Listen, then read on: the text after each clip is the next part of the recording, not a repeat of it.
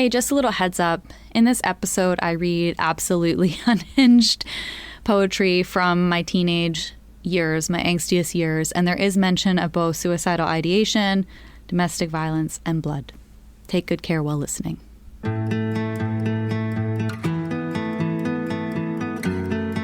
For more than 2 decades, I have written in a diary almost every single day. And guess what? I saved them all. Each week, I will be reading from these archives and getting to know myself from the lens of my 10, 16, 25, and 36-year-old self. We'll explore big topics such as body image, queerness, divorce, addiction, mental health, and friendship. I'll read cringy poems and attempt to find compassion for the painful tenderness of my younger self.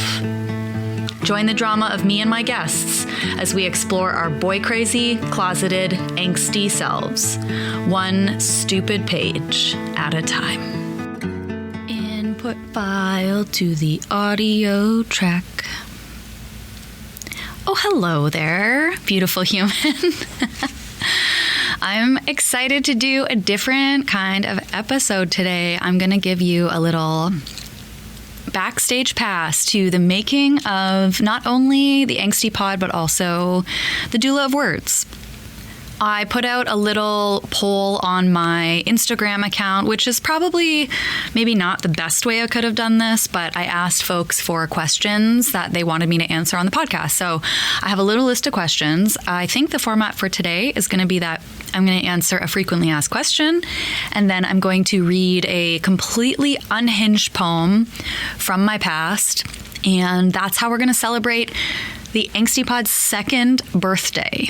I am so proud and thrilled that the Angsty Pod is turning 2. I spoke about it a little bit on my last episode in the intro of just how much it means to me to do what I say I'm going to do. It sounds maybe like that's a small feat, but in my world, as a recovering alcoholic, as a person who used to have a really, really hard time telling the truth and doing what I said I was going to do, it actually means so much to me. And the other thing that means so much to me is just how much support this podcast has had. So thank you so much to everyone who's listening right now and to everyone who's been listening for the last 2 years. I appreciate it beyond words. And I'm excited to just kind of do something fun today, and I'll set the scene for you. I am sitting in my basement in the southwest corner. Is that right? Yeah, southwest corner of the basement of the house that I rent in London, Ontario. When I rented this home in 2020, I had no idea that I was going to start a podcast, because at the time I was actually a full-time caterer. And I wanted, one of the things that was really important to me in my rental, aside from having a bathtub that I could take baths in and a fenced-in yard that I could play with my dog in, was that I wanted a basement area. It didn't have to be big.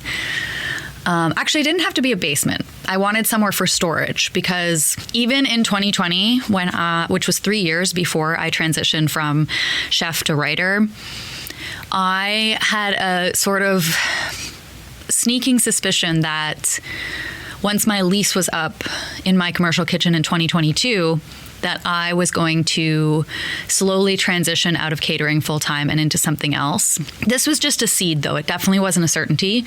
But I thought if I have somewhere that has some storage, I can at least store my catering gear when I don't need it. The space I'm in has a great, ugly, unfinished basement.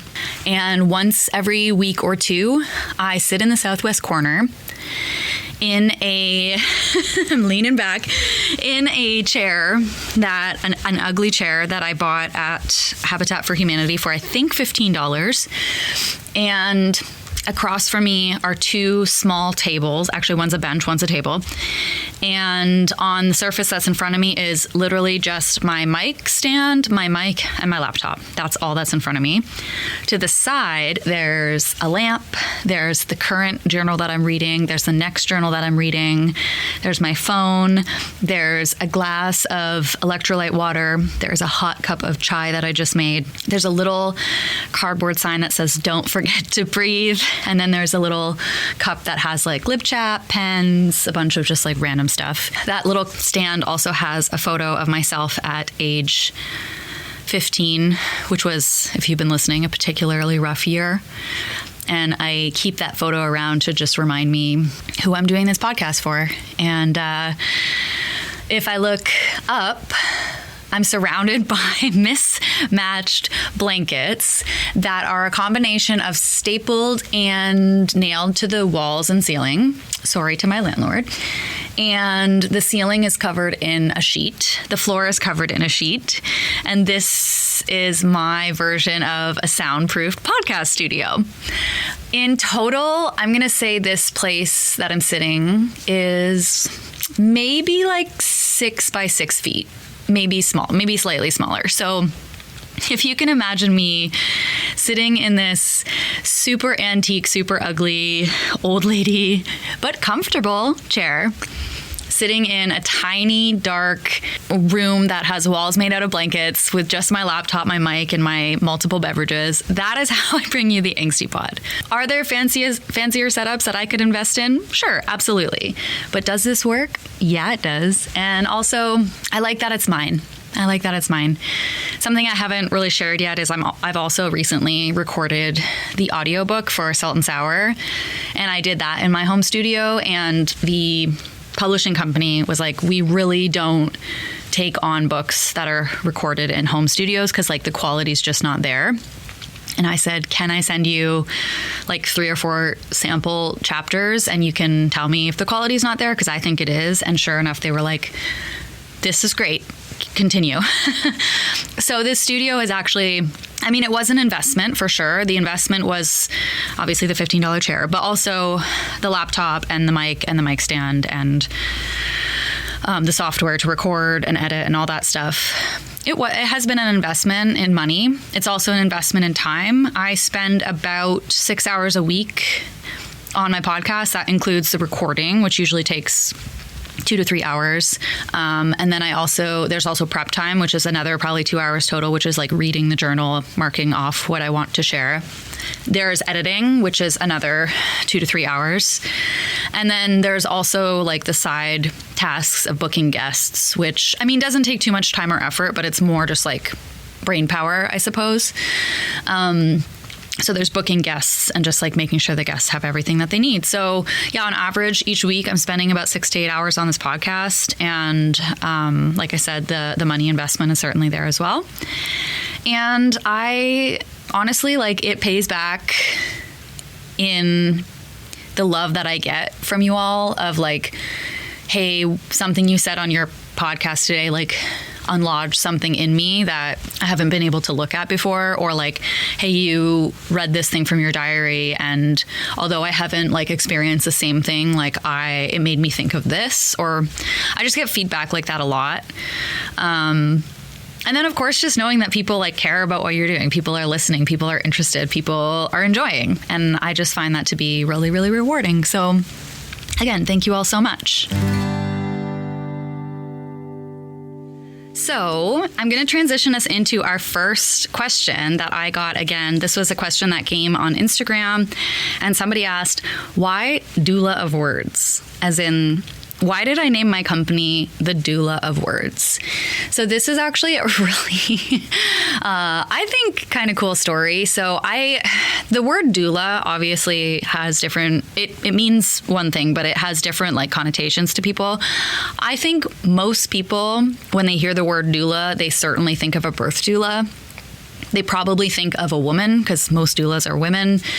And they probably think of that woman sort of like supporting a new mother or family into birth and sort of the aftermath of birth, which is very accurate. That is what a doula does. But I think what's more accurate is a doula is actually somebody that helps with any life transition. So that can include birth, because that's a big one for a lot of people, but also death. Death doulas exist. In fact, one of my favorite humans in the world is studying right now to be a death doula. And when I think of the support that she would be able to offer somebody who has a loved one who's dying or who is dying themselves, like I cannot think of a better person. Shout out Marjolaine.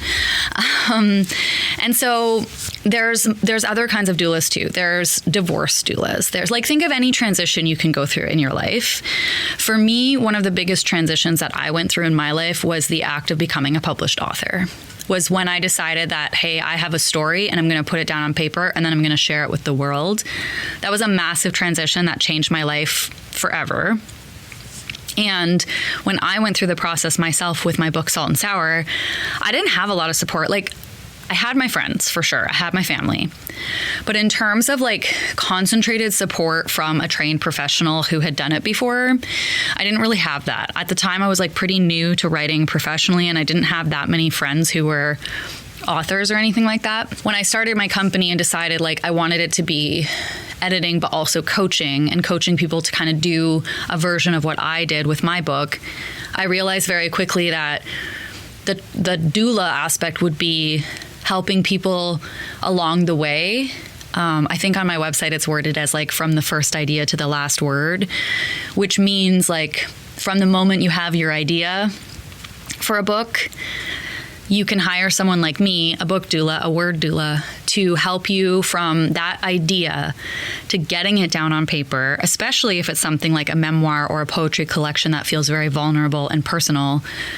A doula can help you get that idea down on paper, and then also through the publishing, the nightmare that is publishing. I mean, I shouldn't say nightmare, but it is a complicated machine that people often need some guidance with. So that's actually why I called my company the Doula of Words.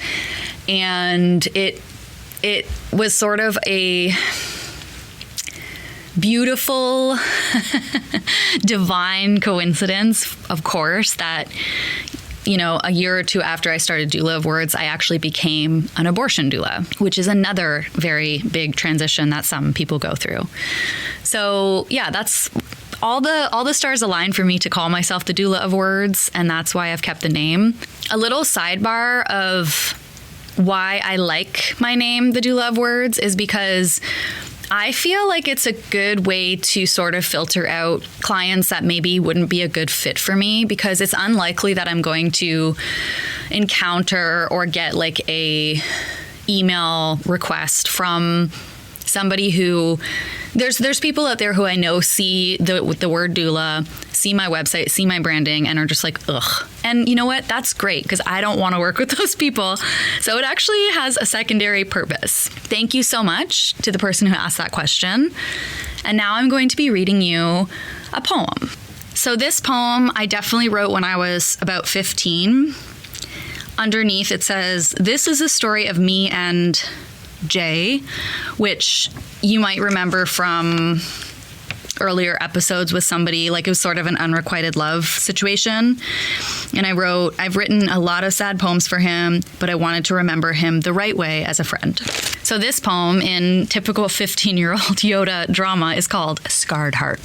"I knew from when I saw you, you and I would do great things, but I guess I never knew all the pain that true love brings.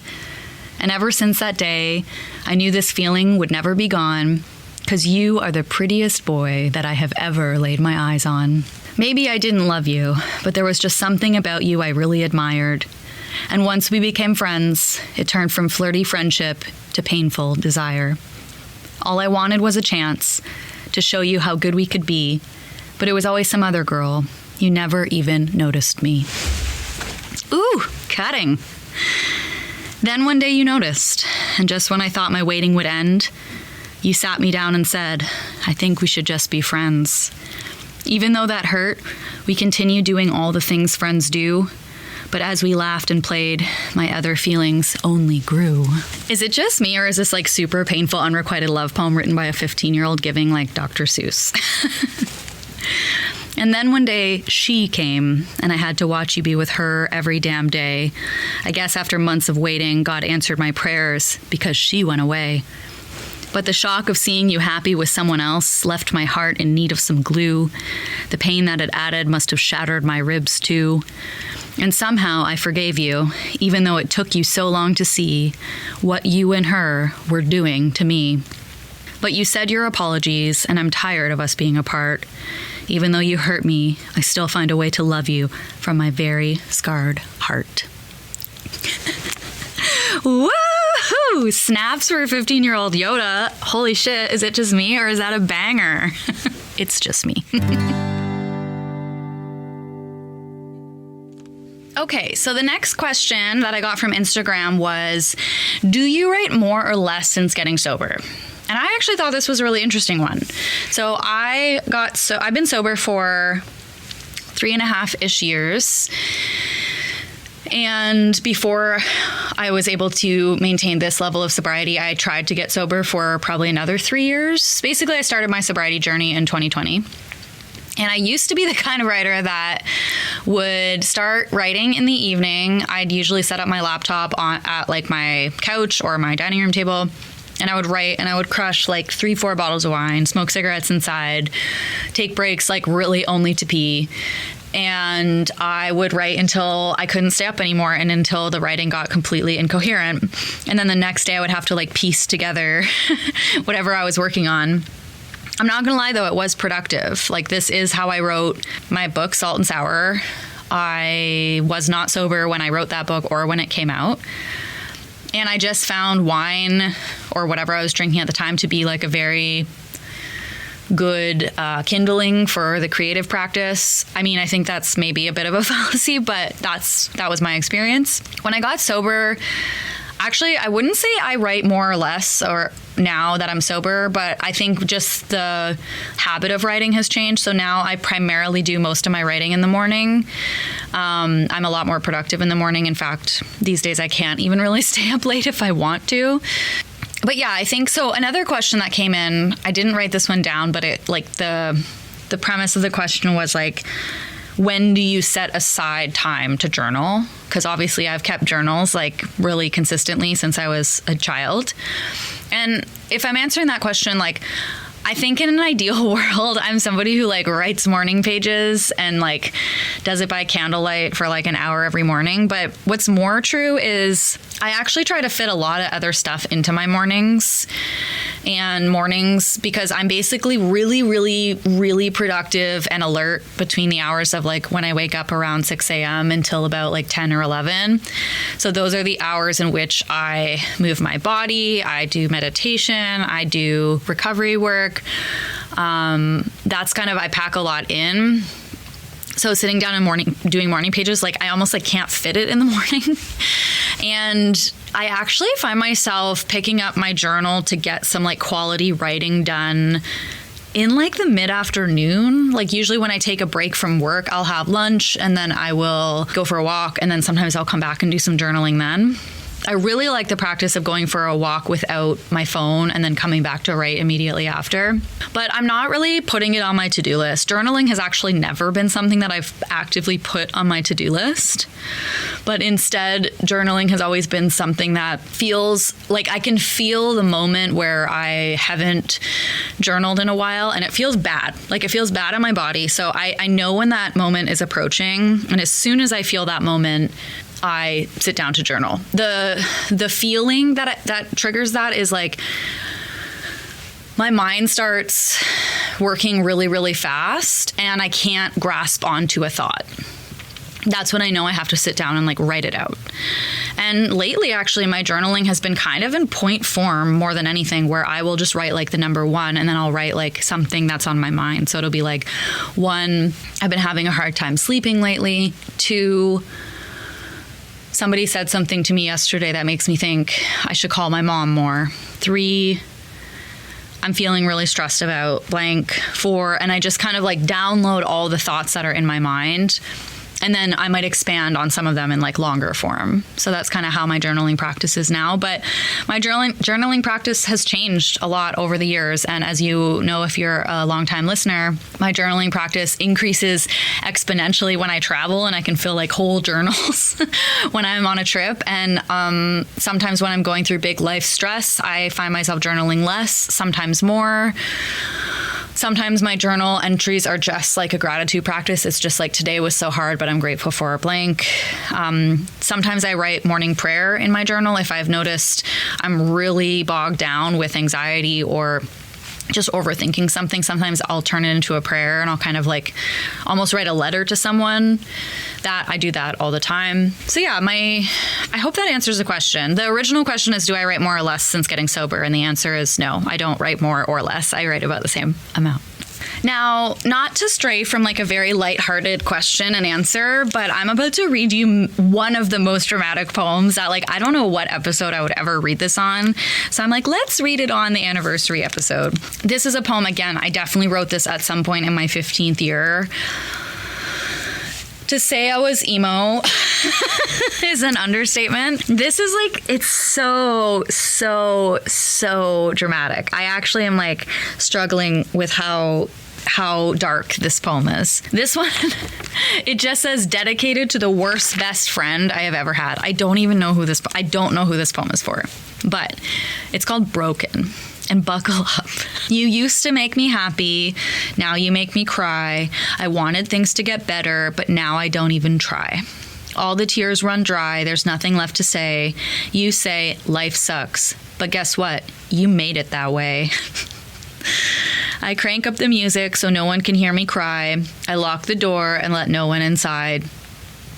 We used to talk like family. Now we hate each other. You used to make promises about being here forever. But now you're gone, and I hope you never come back. Without you, I'm nothing. I'll crumble and crack. But I'd rather be broken than put up with you. The only thing I have left to say is, yeah, fuck you too. Like, so fucking dark. But honestly, reading a poem like this, I'm just like, was I less angry after writing this? Like, was I able to process feelings that like I couldn't put anywhere else? Like, the only place that I could put this kind of anger was in a poem or in my journal. And I think like that's gotta be true for a lot of people and kids. You know, there are, of course, in an ideal world, like spaces and places where you can talk honestly about like your big feelings, especially those feelings that are less pleasant. Like if someone's hurt you, there's spaces where kids should be able to go to be like, yeah, fuck you. But for me, the only place that I had at this age, at this time, like early 2000s, was my journal. That's it. That's the only place I had. And I used it. Another thing that I've realized since I have discovered these books of poetry that I wrote when I was like a teenager, since finding these poems, I joke around with people that I'm like, one of the main things that I used to write about was like being in some sort of like, being like murdered by someone or like being like physically abused by somebody. And like, actually, I hadn't been in a relationship dynamic at this age that was like anything close to physical abuse. So I don't know where I got all this material from. I'm assuming maybe from like TV or movies or books where I was exposed to like domestic violence. And I don't say this as a joke either. I'm like very disturbed that this is like what I wrote about. I'm going to read you guys another poem. This is called Average Guy. And again, I don't know where I would have space to read this on the podcast, so I made a little note of like, save this for the anniversary episode. So this poem is called Average Guy. When I first met you, I was a stupid little girl. You promised me a good life, diamonds, and the world. And of course, I believed you, even though your eyes seemed to lie. You kept saying, soon, baby, soon. But the days just flew by. You get mad for no reason and tell me you'll hurt me. And then once you do, you say you'll change and you're sorry. But you hit me and I fall to the floor. I scream and you kick me and beat me some more. When you finally stop and kneel down beside me, if I don't leave now, I'll never be free. You make me promise to stay, but as soon as you leave, I'll pack. I can never forgive you and I'll never come back. Because you used me, physically abused me, I left you, and you wonder why. A girl needs more than the average guy. Like, again, I don't laugh because I'm taking this not seriously. I laugh because I'm like, because where, like, that's so fucked up. Like, that's the title of this poem, the last line of this poem. Mostly, I mean, I consider myself lucky because most of the examples that I had of men in my life, like the core men in my life, was like my dad, my grandpa, like my best friend's dad. And all those men were good men that never hurt me or anyone. Yeah, I don't know where I got this poem from. I don't know what the context is, but it's like, I don't know. I guess for me, I'm like, I wrote, again, a note that's like, save this for the anniversary episode. And I guess the reason why I want to read it on this podcast is because I want to put it down, you know? This is in a book that I like meticulously wrote it out by hand, and it was important to me at the time. And I remember like rehearsing these poems in my mirror as a 15-year-old, just like dreaming of performing them at an open mic, even though I don't even think I knew what that was at the time. But they all felt so secret and hidden away and private, and I never shared them with anyone. And now I'm just like, you know what? I'm just gonna like read it on my podcast, and then I'm gonna put it down. I'm not gonna think of this poem anymore. And you know what? If that is me, like looking at, again, this photo of me when at the age when I wrote this poem, that is me saying to that girl, like, hey, you're worthy of taking up space. Your voice matters. Your words matter. And that feels really important. I don't know how to say it other than that. That feels really important. So, yeah, thanks for being here as I give her that gift. All right, last question I'm going to answer on the podcast today, and then I'm going to read a couple more poems. This question was asked a couple times over the course of my coaching business and my writing books. Are you worried someone will read them? Meaning your journals. And I've actually asked people, friends, clients, the whole span of people that I've encountered in my life, I've asked some of them if they journal. And sometimes the response is like, I feel like I can't because like someone will read them. Like sometimes it's, oh, my kids might find them someday. Or sometimes it's like, oh, I live with like roommates and what if they were to read it or whatever. I know kids probably worry about their parents reading their diary. So here's the thing, is like now I live alone, and I've lived alone for 6 years, and I will likely live alone for maybe the rest of my life, not sure, but like that's kind of my plan. So I have a lot of internal and external privacy in my life. Like I can literally write the most like heinous thing in my journal and then like leave it open on my dining room table and like nothing's gonna happen. The other thing is like I have really strict boundaries in place with the people in my life so every new person I've dated, that's like I've welcomed them into my home.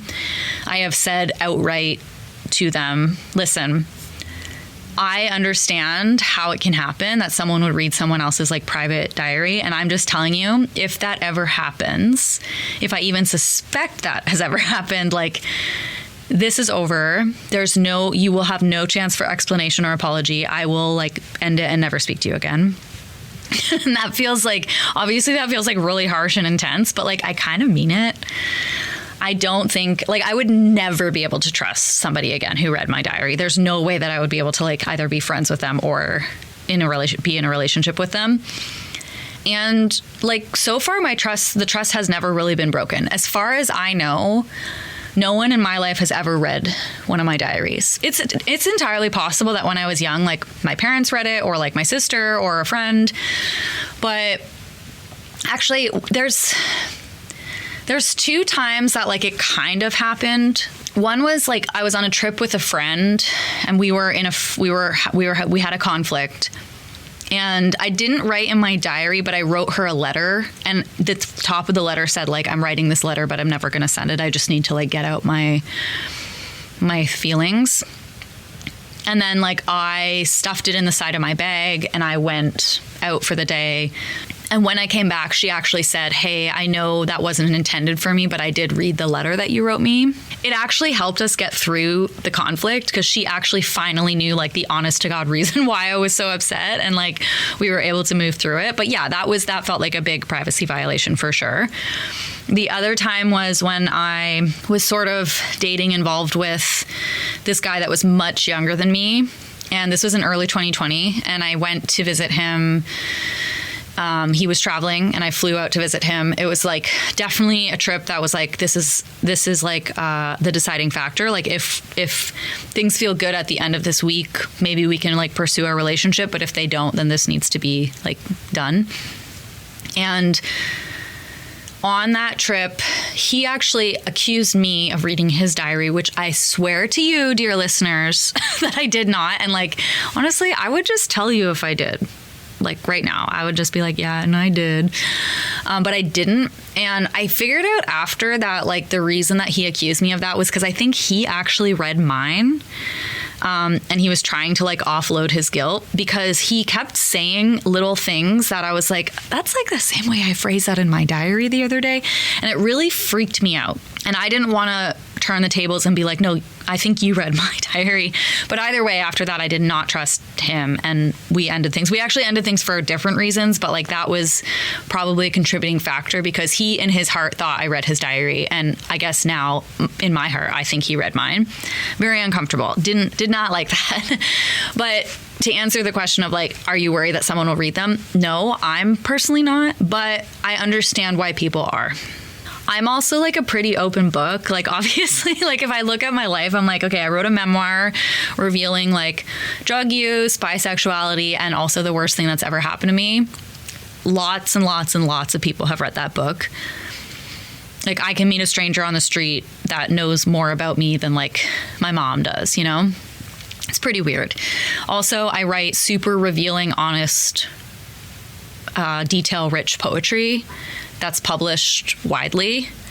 Also, I do this podcast where I literally read my diaries and like say the most embarrassing stuff. So even if someone did read my diary, I guess there's a part of me that's like, who cares? I'm not that important. I think I would hate it if somebody read it, but not because I'm embarrassed of what it says, because it would feel like a breach of privacy. And I do truly write in my diary as if no one will ever read it. And that makes me a healthier person. That makes me a person who has processed my anger more deeply. That makes me a saner person. It enables me to be more sober. Like for me, it's a really healing thing to write, assuming that no one will ever read it, and to write in the style as if no one will ever read it. And I wish everyone in the world had that. And I understand that some people don't. I think if you're somebody who wants to start writing in a journal and you don't have the level of privacy or trust that I have in my life, I might do it digitally. I interview a friend of mine. The episode comes out next week, where she actually wrote emails to herself. Like she literally opened a document, wrote an email, addressed it to herself, sent it. And that was like a way for her to keep some privacy. Obviously, you could do the same thing, where you could have some sort of like password protected filing system.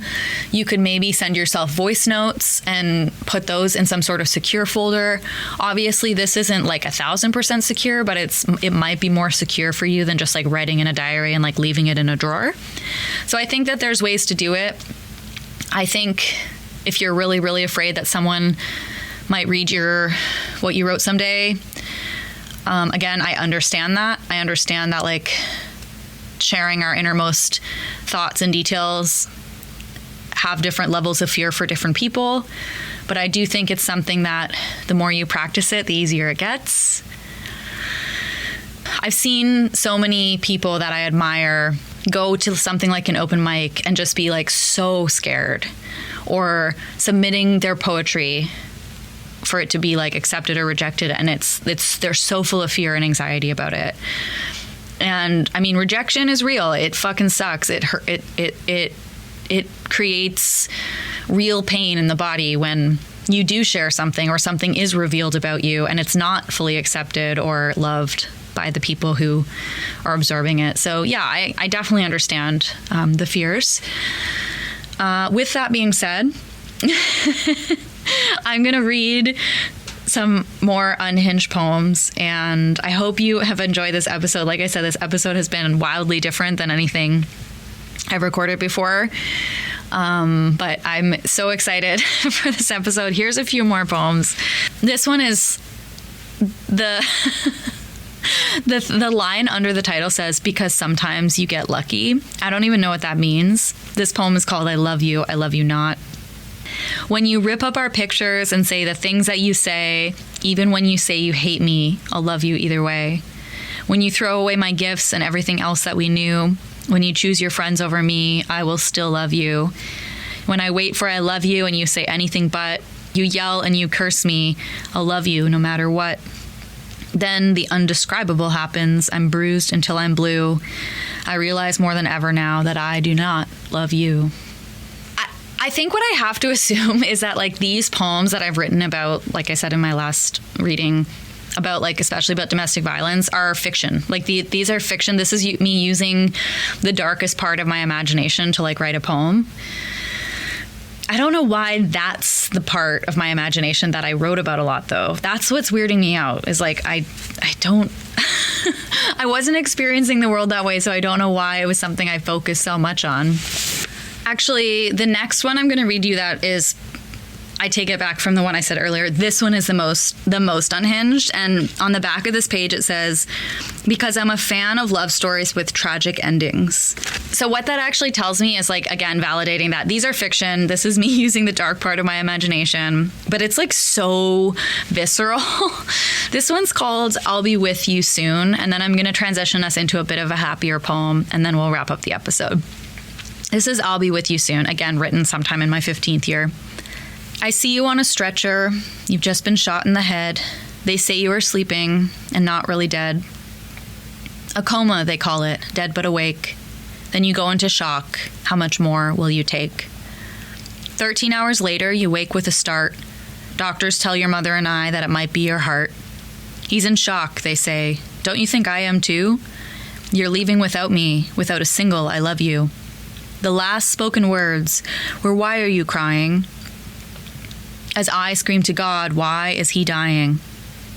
So as I think about living without you, my heart breaks into pieces. I try to hold my breath, but this pain deep inside never ceases. Now my wrists are drenched in blood. I will die soon too. All because I missed you so much. I'll soon be up there with you. Woo! That's so heavy. It's so heavy. Like, oh my God. I need a little break. All right, I'm going to end us on this poem. Thank you so much for listening to this like super weird, crazy episode. This is called One Night With You. And I believe I actually wrote this when I was 17. This feels like before going to college. One night with you. On a cold summer night, my biggest fantasy came true. I found myself lying next to the one and only you. I don't know how we got here. I think I must be dreaming. It just doesn't feel like me, how perfect everything is seeming. You asked if you could kiss me. I've waited for this for so fucking long. I nodded and you kissed me and whispered, is this wrong? How could something so perfect be anything but right? You smiled, said, you're crazy, and kept me warm all night. That one night of happiness made my life bliss. Regardless of every other fuck up, I thank you for that kiss. Woo-hoo! That's a nice one. That's a nice one to end on. Thank you all so much for listening. Happy birthday to the Angsty Pod. I'm so glad I was able to do this episode. Sending you all so much love. Again, if you're somebody who wants to come and be a guest on my podcast, there's lots of room in year 3 for you to come on and read one of your diaries on my podcast, or poems, or whatever. Maybe we can just sit and chat. You know how to reach me, www.doulaofwords.com. Thanks for listening. Big love.